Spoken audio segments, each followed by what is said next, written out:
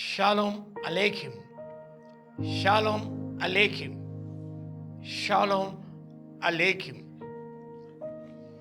గత దినములలో మనం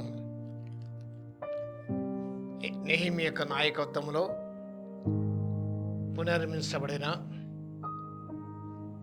12 గుమ్మముల గురించి మనం ధ్యానం చేసాం. 12 గేట్స్ అండ్ 12 స్పిరిచువల్ ట్రూత్స్, ఆత్మీయ సత్యముల గురించి మనం ధ్యానం చేశాం. రక్షణతో ప్రారంభమై మన జీవితం ముందుకు సాగుతూ మనం ప్రభువులో సంపూర్ణ ఎదిగి ఆయన ఖైదీగా మారిపోవాలని, తద్వారా ఎంతో దీవెన పొందుతామని నేర్చుకున్నాం. నెహెమీయా యొక్క నాయకత్వం ఇవన్నీ జరిగించబడ్డాయి. Nehemiah, God comforts a consolation of the Lord. 445 BCలో 52 దినములు వీటన్నిటిని ముగించి ఆయన కార్యాలు చేయగలిగాడు. Can see the courageousness of నెహెమీయా. నెహెమీయా యొక్క ధైర్యాన్ని మనం చూస్తాం. రాజు గిన్నె అందించేవాడు ఆయన. It passion for the work of the Lord. ఆయనకెంతో ఆశ ఆయనకు ఉండింది. Our Jesus teaches how to transform passion into purpose. Passion into purpose. మనకెన్నో ఆశయాలు ఉంటాయి, కోరికలు ఉంటాయి. వాటిని పర్పస్గా ఎలా మార్చుకోగలం? His life demonstrated that prayer and planning must go hand in hand.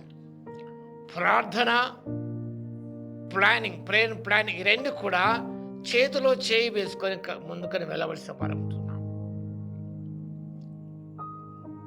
Relying on persistent prayer.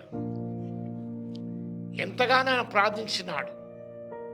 Prayer proceeds through action.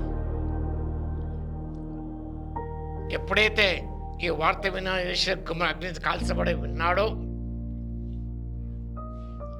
నెహెమీయా గమనించినప్పుడు ప్రార్థించినాడు. ఉపవాసం ఉండి ప్రార్థించాడు. Prayer and fasting should go together. He model the belief that we must align our hearts with God's will before attempting any major endeavor. పెద్ద పనులు చేపట్టాలంటే మన చిత్తము దేవుని చిత్తముతో మమేకమైపోవాలి.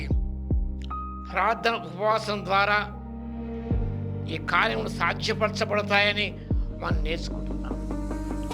గమనిస్తే నెహెమీయా 4 మాసములు ప్రార్థన, ఉపవాసములు చేశాడు. నెహెమీయా మొదటి వచనం కిస్లేవ్ మాసము అనగా మనకు నవంబర్ అండ్ డిసెంబర్.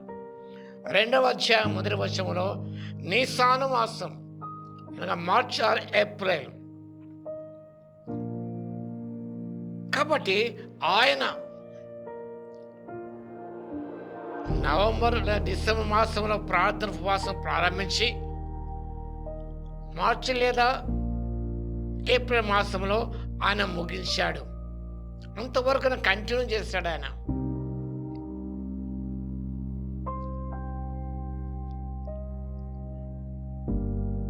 ఇక్కడ గమనించినప్పుడు ఏ రీతిగా ప్రార్థించి ఈ సాఫ్ట్ డివైన్ డైరెక్షన్.